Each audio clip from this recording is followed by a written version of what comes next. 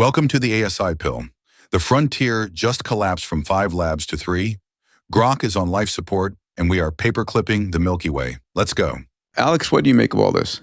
It's all about the enterprise, Peter. So Anthropic was the first, arguably, major frontier lab to recognize that offering ultra-high enterprise-oriented value tokens was the path to success here. As I've mentioned on the pod previously, OpenAI has since had to pivot to call it the Anthropic strategy of offering up high-grade enterprise tokens for code generation and now for other so-called white labor tasks. Mm-hmm. And this is what we're seeing. We're seeing an insatiable demand for compute to the extent that that compute can be turned into high dollar value tokens that are replacing the services economy. And so US GDP is what, 30 trillion or so?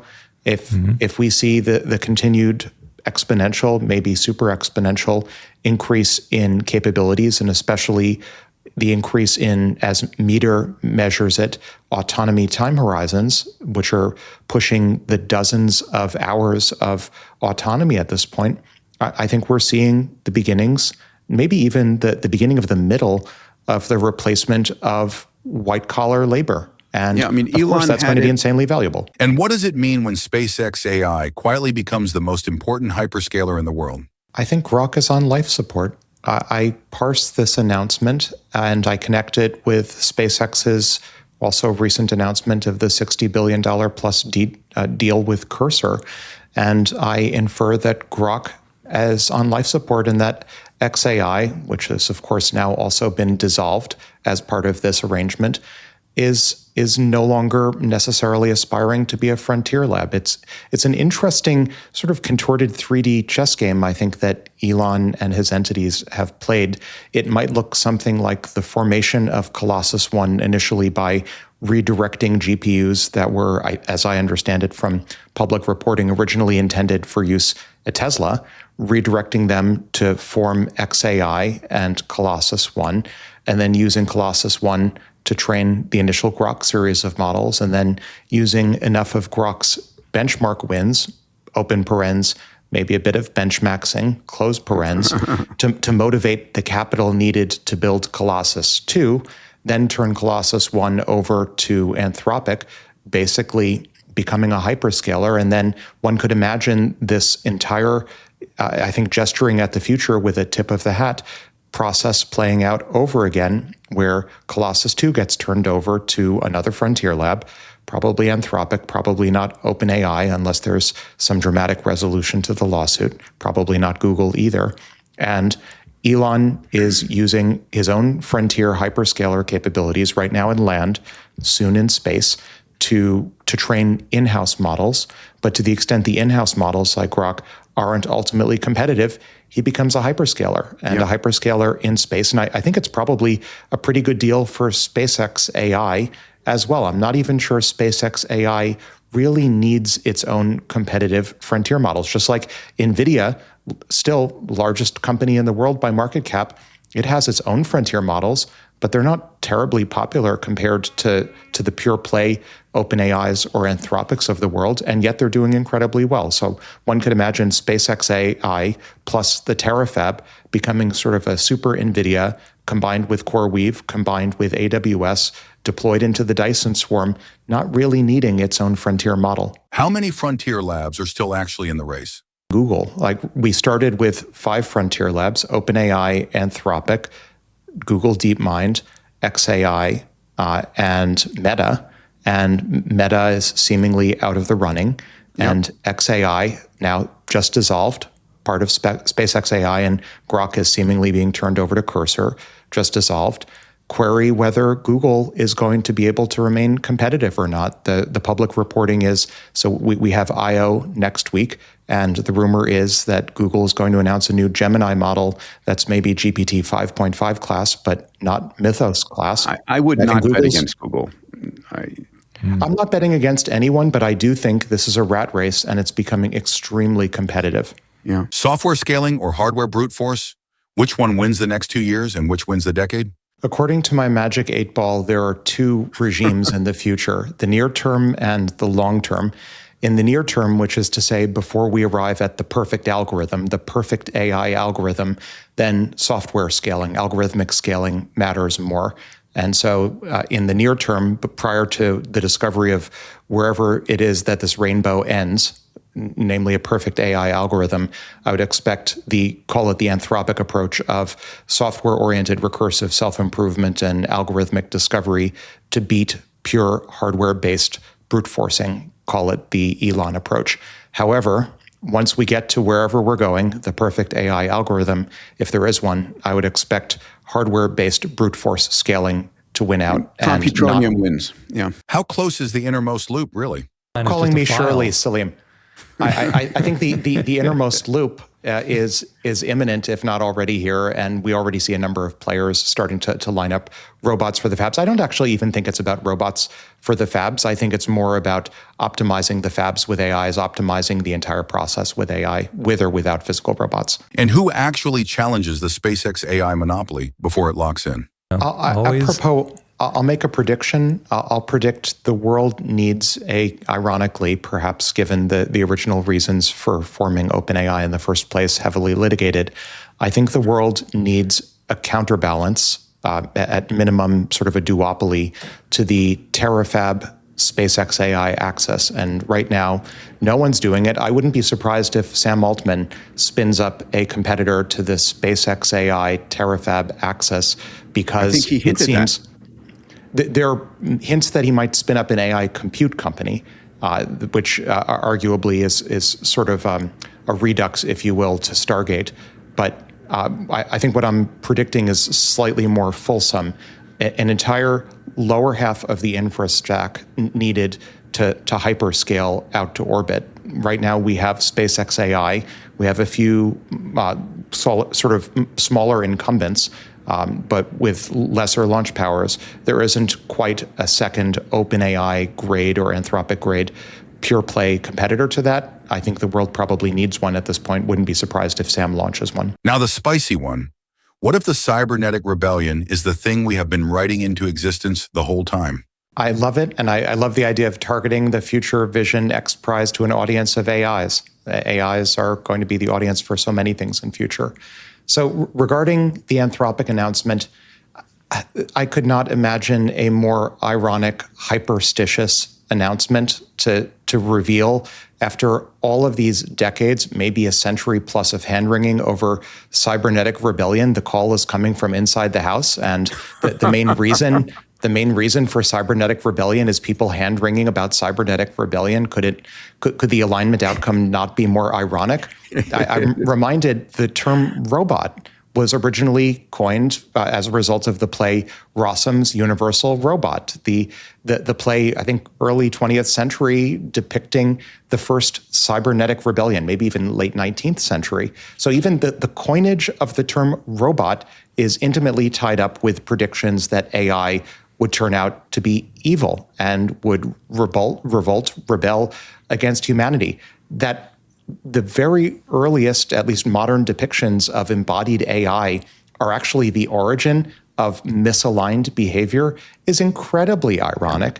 And it goes back, I think, to the notion that it took all of humanity to arguably build AGI. We trained the earliest large language models off of the internet, which was created by billions of humans uploading content from their daily lives to the internet. So it took all of humanity to train or pre-train AGI. It's going to take all of humanity, in some sense, to right itself and right some of its beliefs in order to align AGI as well. It's not going to be like a great man or great person theory of alignment. It looks more like people effectively aligning themselves and their own beliefs about AI and good and evil. I think this is just such a remarkable story. And what does HAL 9000 have to do with any of this? So HAL was told to, as revealed in 2010, HAL was instructed, given conflicting instructions, told to both be perfectly truthful and also to hide the true mission of the Jupiter mission from the astronauts. Thank you. I'm a liar, I'm lying. What is Anthropic feeding the model when nobody is looking? Ironically, perhaps also as revealed in a different bit of litigation, this one involving Anthropic. Anthropic has reportedly been scanning and in the process shredding cue hat tip to Werner Vingian Rainbows and major works of literature, physical books. And one has to wonder whether perhaps part of the informational diet that Anthropic is increasingly feeding via pre-training to their models looks a little bit more like great works of literature and looks a little bit less like 4chan. Why did we not get the one model to rule them all that everyone expected? I think it's really surprising. If we had been discussing the story maybe a year and a half or 2 years ago, one might have naively expected omnimodality to take over. We'd be talking about a single model that does all of these things, does real-time audio to audio, does real-time translation, does real-time speech to text. But that's, interestingly, not the world we seem to be finding ourselves in. And I think that's due to the unit economics of some of the frontier models. It's just a fact that speech to text, speech to speech, text to speech are much simpler tasks computationally than the reasoning model. So what we're starting to see is a heterogeneous zoo of different models at different price points and different throughputs and latencies that specialize. We're seeing specialization at the frontier, which 2 years ago, when an observer, myself included, might naively have expected, well, we're just going to get one model to rule them all. That's going to be fully omnimodal text and audio and video and math and reasoning and every other modality all in one. The whole economy is going to collapse to one frontier model. That's the opposite of what we're seeing. We're seeing specialization because it turns out if you specialize the models, you can achieve greater economies of scale at lower price points. What happens when OpenAI quietly pivots to compete with Anthropic in full code red mode? I'll comment on this, which I interpret this as a rearguard action by OpenAI to consolidate their consumer user interface footprint in light of their need to focus on competing with Anthropic. I think they have so many different surfaces. Obviously, they've shut down or are shutting down Sora. There was some discussion of spinning up a social network. They've had any number of other consumer-oriented surfaces and also enterprise surfaces, whereas Anthropic with Claude has been much more disciplined about just having unified surfaces. Yes, you could argue that Claude Code is a different surface than Claude Agent SDK is different than Claude Web, but these are really just all distribution channels for a common paradigm, whereas ChatGPT, Codex, Advanced Voice Mode, some of these other things were being managed as separate components. So if I'm OpenAI and I want to focus, fire alarm, red alarm, code red at competing with Anthropic, one of the first measures I would make is taking all of these UX surfaces, collapsing them down to just a single super app, branded as consolidation, branded as sort of a forward motion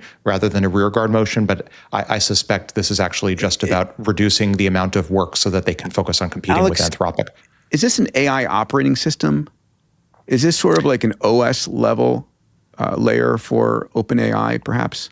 I think OpenAI probably ultimately needs their own operating system. And to do that, they really need their own devices, which I understand from public reporting they're working on. I think Apple needs AI in their operating system, working on it. I think the operating system, as Andrej Karpathy would say, software 1.0 becomes indistinguishable from software 2.0, and the AI becomes the operating system. And when does Apple finally commoditize the entire Frontier Lab business? I would comment, though, I wouldn't sleep on not just device independence, but model independence. If you look at how many of these models and agents are storing their memories, they're just markdown files. They're just ASCII text files. So I think there's relatively little to keep, say, an Apple, hypothetically in the next month and a half, say, at WWDC, from going out of their way to commoditize or commodify the model layer and just say, this is the Apple standard this is the standard abstraction for abstracting away all of the model-specific details. There's going to be a common model API. If the user can swap out, like you can swap out search engines or keyboards on iOS, you'll be able to swap out the frontier models. You'll have your top 6 choices, and all of the frontier and wannabe frontier labs will all pay Apple insane amounts of money to bid for their slot in that list. And they'll all have access to common markdown files that store all of the personalized detail about the person and their passwords and all of that. And it gets commoditized again. You've reduced me down to a markdown file. Thank you. Which agent harness actually has recursive self-improvement? And which one is just a clever app store? Alex, have you been playing? And more recursive self-improvement. So I would say the recursive self-improvement angle is far more evident with Hermes than OpenClaw. So I've looked at the source code for both. I still have vague ethical objections with OpenClaw. May or may not apply to Hermes. The jury is still out on that. I beheaded it. How do you feel about that? Alex, where do you draw the line? And if something is like a real self-recursive thing or not, like how do you draw the line on whether to launch or not? It's an open question. I'm half tempted to just write an entire new book on AI personhood as it pertains to some of these new AI agents.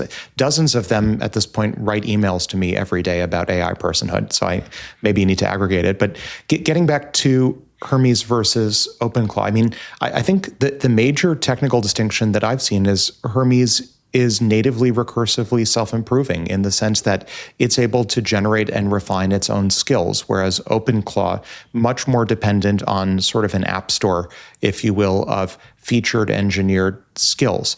And I think this is, in some sense, an instructive lesson that that's a very big deal. Yeah, recursive self-improvement wants to dissolve scaffolding. And if you're not playing the recursive self-improvement game, you'll ultimately be outrun by systems or harnesses that are. All right, go and check out. How long does any agent scaffolding actually survive before the model just eats it? Well, maybe just a comment at the technical level first. So if you look at these two packages, actually look at the repos, they're basically just a combination of skills, which are markdown files describing what to do and how to do it in plain natural language, and MCP calls, basically API calls. That's it.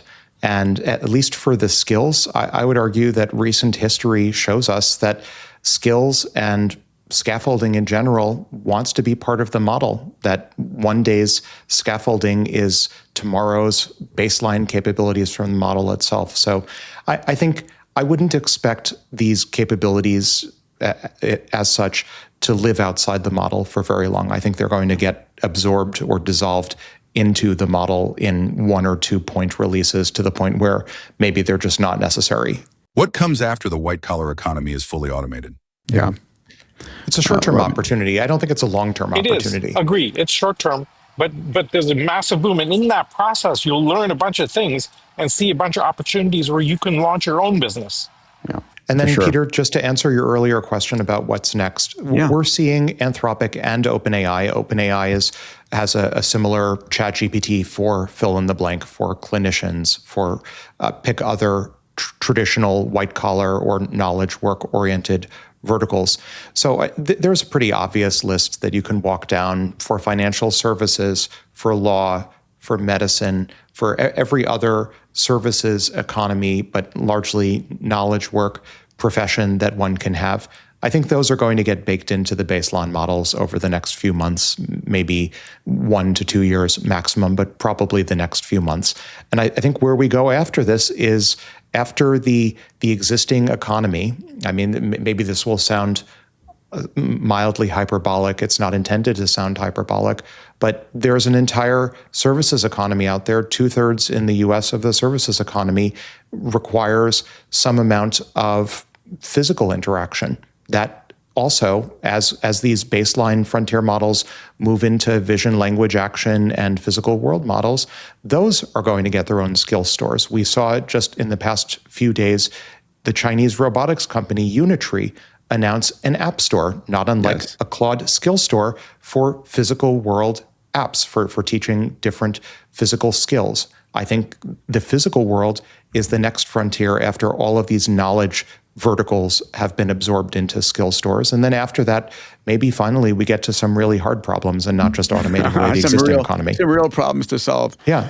Now the geopolitical one, how does AI actually protect itself militarily? I'll paint an alternative story wherein, say, hypothetically, invasions in Venezuela and Iran, which would be the two backup suppliers to China in the event of a naval blockade arising from a Chinese invasion of Taiwan, effectively pushed back any Chinese invasion of Taiwan. And of course, this being an innermost loop, a feedback loop, AI drove or at least supported command and control for both of those both of those invasions, both of those special military operations. So if we want to talk about the Ouroboros of AI protecting itself, AI powering special military operations, Venezuela, Iran, maybe elsewhere, to push back any hypothetical Chinese invasion of Taiwan to protect the AI in the West.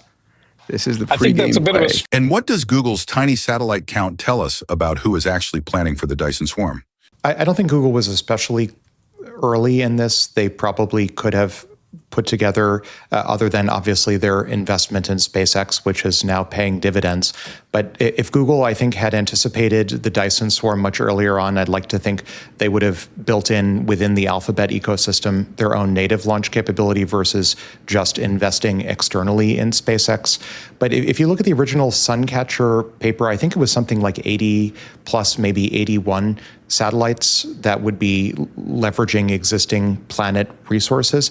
It's a paltry sum compared to what Elon and SpaceX AI are planning to launch with their FCC filing for 1 million orbital AI data centers. It's a tiny fraction. It's a launch every 2 minutes. I think Google, if they're going to have their own Dyson Swarm, Planet is maybe just a baby step training wheels. Google is going to need its own Dyson Swarm. Yeah, for sure. On the ASI pill, we take cosmic claims seriously. So where does the singularity hit first, Earth or space? If I might make one more comment just on this, I had this revelation earlier this week. I shared it on our internal group chat. It hit me. The singularity is going to be visible first in space, not on Earth. Earth is going to be a lagging indicator. Every wave front within this singularity, I think, is going to hit in space because there's just less incumbency there. It is very much a frontier, and new things are going to happen first there, whether it's new hardware, new paradigms for computing. I think they will, and this may require a few years of transition, but I was walking around Cambridge and it occurred to me there are so many legacy interests here on Earth. Part of the reason why I think the Dyson Swarm seems like it's likely to happen because so many municipalities are voting against data centers. There are so many entrenched interests here on Earth, so many preservationist instincts. It will be easier for most of the singularity to play out in space and not on Earth. And where does it land first, legally? It goes in layers. Peter, if you look at the Earth's surface, that's far more regulated than LEO, which is far more regulated than. But you're dealing with one regulator in the a particular county that you have to deal with in the U.S. versus in space. But you're dealing with a multitude. Compare it with the lunar surface or cislunar, which is being governed by the Outer Space Treaty and maybe the Artemis Accords. It's far weak. Who builds the lunar fab first, governments or corporations? Okay, but right now, it's the frontier. It's the Wild West. And if you're a company, if you're SpaceX AI and you can land a lunar fab, self-replicating robots, whatever it is, on the moon, it's relatively greenfield if you're a corporation versus, say, a nation state, which is the exact opposite of what we see here on. And what happens if the executive is unfavorable? Maybe, but really what I hear in that parable from you, Peter, is you want a favorable executive from the U.S. if you're going to start mining the solar system for the Dyson Swarm. If you have an unfavorable administration, then it gets a lot harder and you have to go to Luxembourg or elsewhere. What if the smartest public market move is to admit the AI is a better allocator than you? You know what? I feel a moral obligation here, and this is perhaps unlike my usual on-pod persona, to temper the euphoria here. On a few fronts. One, I would caution, these are historic gains. These are backward-looking. Prior performance is no indication of future results, blah, blah, blah. Also, second point, I would note, and this is of high, I would say, personal annoyance to me, that the frontier labs are all still private. We're expecting to see a number of IPOs over the next few months, historic potentially IPOs of all these frontier labs, but some of the largest, most dramatic returns weren't in the public markets at all. They were in private markets that retail didn't have access to. And I would argue that's a travesty and say we as a civilization should do whatever we can to expose via IPO or other means to public securities markets all of these amazing gains that right now are accruing in the hands of private investors and not public retail investors. Third point, which is to say, and this is maybe a bit of a perversity, that if you believe as I do, and this is informational in itself, not investment advice, but if you believe that asset allocation in the highly liquid public securities markets and public equities markets in particular is being dominated, at least by volume, by AIs and superintelligences, and fact check, they are. Most of the volume on a daily basis is being 100%. driven by AI algos and not humans, and certainly not human day traders. Then you should also believe that even if you don't believe in the efficient market hypothesis or even any remote approximation of the EMH, that AIs themselves are making these allocations, and therefore be somewhat distrustful of your own instincts that you're going to front run the superintelligence that's making asset allocation decisions across all of these different sectors. And You're saying buy the index.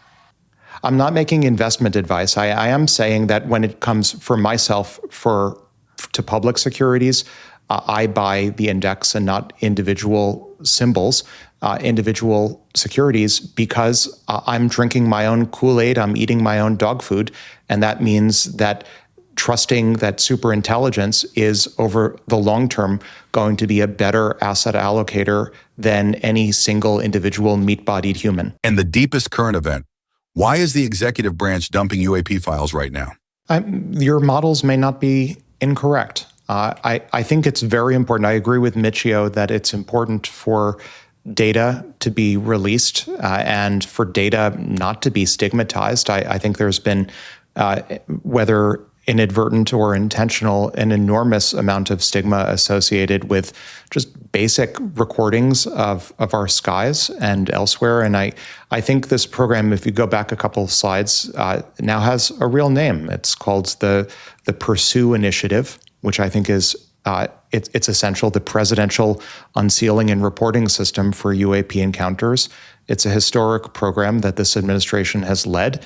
There was an executive order that went out to all of the cabinet-level agencies, and the Department of War reportedly is in the process of trawling JWICs, the top-secret defense network, for UAP-related items. I was having a conversation with a friend at AWS who oversees the JWICs cloud, and from what I'm told, this is a rolling release that's going to run between now and approximately January of 2027. And there are a lot of UAP-related files on JWICs that are being bulk declassified.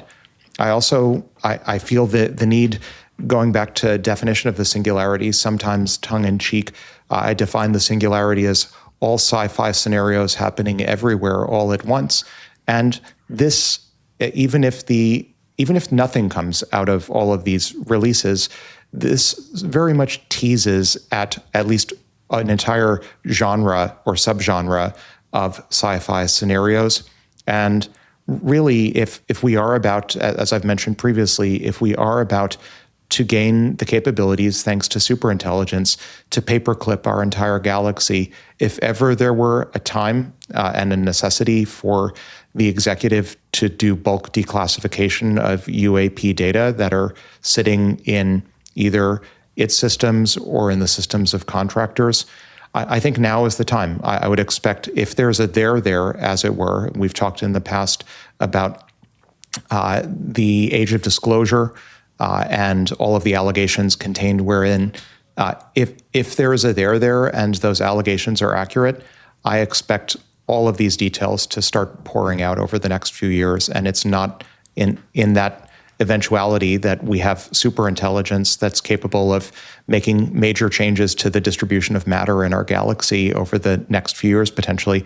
I think it won't be a coincidence that all of this is happening at the same time. How much of the actual UAP story is in the first batch? I wouldn't over-index, though, to the initial release. This is a rolling release, as with the big anyone stuff who's coming. Well, with majority of stuff coming, these are in some sense, based on what I've been told, these are the easiest, lowest hanging fruit to declassify. If you actually look through the records, some of these were already available in the public domain, but not officially acknowledged. Not all of it was secret or top secret and going through a formal declassification process.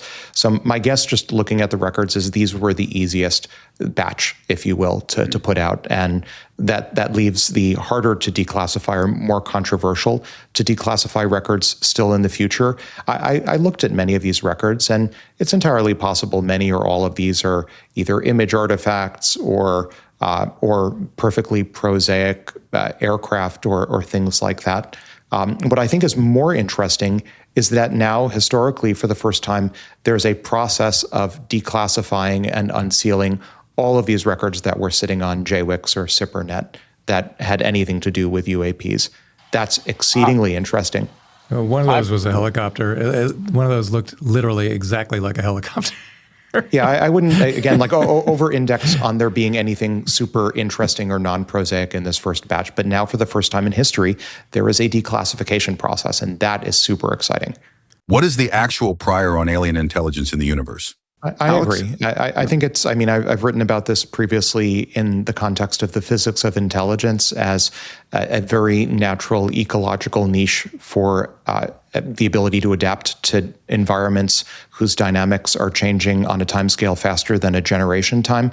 So if I had to guess, my guess is that our universe is probably overflowing with life and intelligent life, which is, I would say, again, separate from any artifact that may or may not be in this initial pursuit drop. But I do think this is a step in the right direction, regardless of what the outcome is. Could there have been a civilization here before us? And would we even know?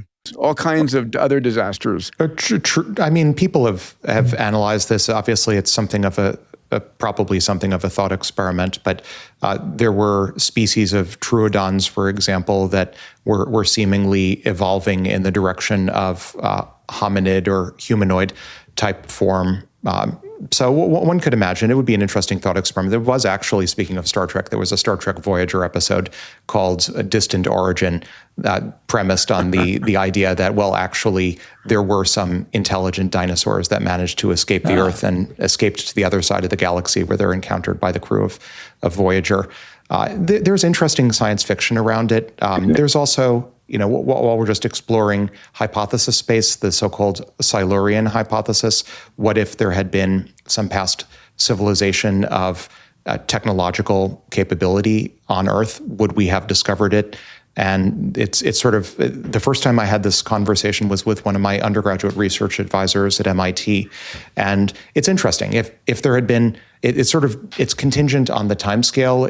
If there had been a so-called Silurian civilization 100 million plus years ago, plate tectonics can erase quite a bit of change on the Earth's surface. Then the thinking goes, well, let's look in space where some of the dynamics are slower, and why don't we see satellites in LEO or more stable, say, cislunar orbits that could have survived perhaps over very long timescales? Do we see that or not? Seems like we don't. But it's an interesting thought experiment. And what kind of company is a single person in 5 years? Yeah, my answer to number one for what it's worth is we're already seeing it. Like OpenClaw is using unused compute sitting in personal desktop devices. And so I think we're there to the extent question number one is referring to mobile battery-powered devices. Battery-powered devices are naturally going to run models that are a few months at least behind the open source models that are capable of running on beefy desktops that are plugged into the wall are going to be 8-ish months, 6 to 8 months behind frontier models. But the short answer is we're already seeing that to number one. So, sorry, Dave, just had to add. Alex, all right, Alex, why don't you plane? grab one of these questions, number 2, 3, or 4? All right, I'll go with number 2. Number 2 asks, which will end up bigger, consumer AI or enterprise AI? And that's asked by Matthew Johnson, 6525. Obviously, enterprise AI, at least for the foreseeable future. Enterprises, even though, it's interesting. I was looking at statistics. Even though enterprise spending is a minority, it's something like 10 to 20% of GDP in the US, and consumer spending is the vast majority of GDP. If you look at IT spend, enterprise is the vast majority of IT spend, not consumer. So it shouldn't be that surprising that what we've talked about now for the past few pod episodes, which is OpenAI's dramatic reversal, backing away from Sora and other consumer initiatives in favor of Codex and enterprise-oriented initiatives, basically to become Anthropic faster than Anthropic can become OpenAI, is entirely oriented towards enterprise AI. That's where the IT spend is. So you start with there. Now, if you were to ask which will end up bigger in the long term, say 10 to 20 years from now, I think it's a trick question because I think consumers become indistinguishable from enterprises. And exactly. My bet is consumers, individuals will become one-person conglomerates. I'm glad you went there. Yep. Such as with talking my own book, Financial Interest, Henry Intelligent Machines, from friend of the pod, Alex Finn, who's betting on just that. Salim, you want to take number 3? I could, although number 4 I think is more interesting for me. I know that's why I wanted to grab it, but you can do number 4. This is what we call an abundance mentality right now. That's fine. Does privacy actually survive AI? Oh, Okay, Alex, For appropriate definition of privacy, yes. what's that definition of privacy? Well, there are a few different possible definitions. There's a legal definition, there's a physical definition, there's a logical definition. And I would say for variants of each of those, yes, I believe I have some form of privacy. Okay. I think there's a different I'll problem, challenge though. that, but And what is the new form of privacy on the other side of the singularity? This is spicy stuff, Peter. I like that you have a better mental model of myself than I do, but I really am. This isn't like a case of false revealed preferences. I really do think for appropriate definitions of privacy, not only, I'll make a stronger statement, not only do I think I have operationally physical, logical, and legal privacy, I'll make a stronger statement than that, which is I don't think the evaporation, if you will, or the cooking of privacy is any sort of inevitability. Quite the opposite. I think the same technologies that threaten, for example, to dissolve, say, existing crypto systems, say AI solves math and inverts a popular cipher suite and suddenly everyone's private keys are at risk. I would say that the same technologies that taketh away privacy from past crypto systems and past systems of privacy protection will give us new forms of privacy. I totally agree. Quantum security and otherwise. To come back. I need if you to read push- Neil I need to- Stephenson, Why won't consumers pay for the best reasoning? And what changes that? Alex, over to you. I'll pick question number 5. So question number 5 asks, why aren't more individuals willing to pay for everyday AI reasoning services? If OpenAI marketed them right, isn't this a massive consumer market? And this is asked by Gary Stanley 2685. I don't think the premise of the question is correct. I don't think it's that individuals or consumers aren't willing to pay for reasoning models. I think it's that they're not able to pay for reasoning models. Frontier reasoning capabilities are quite expensive. Enterprises are willing and able to pay for them because they generate lots of new free cash flow or are saving lots of otherwise consumed free cash flow. Enterprises, simply put, have more money to spend on it. I think the way we get individuals to be able to pay more for reasoning models is by diverting at least some of the reasoning tokens to the problem of enabling individuals to be much more productive and generate enormous amounts of revenue using those. And this is one of the reasons why Henry and Alex Finn, I think, are so interesting, because in a world, in a near-term future where individuals can become one-person unicorns, then suddenly individuals will both be able to pay and willing to pay for all of those reasoning tokens. And so whether that's OpenAI marketing or a startup like Henry, I would say regardless of that, I do think there is a massive market, but in the process, it, as I mentioned with my answer to the previous question, it will almost, I predict, erase the distinction between consumer and enterprise spending altogether. All right, Dave, you're down to 2. That was the ASI pill, EP255, Anthropic plus SpaceX, the Singularity visible from orbit first, in the executive branch dumping UAP files. Subscribe for more. Until next episode.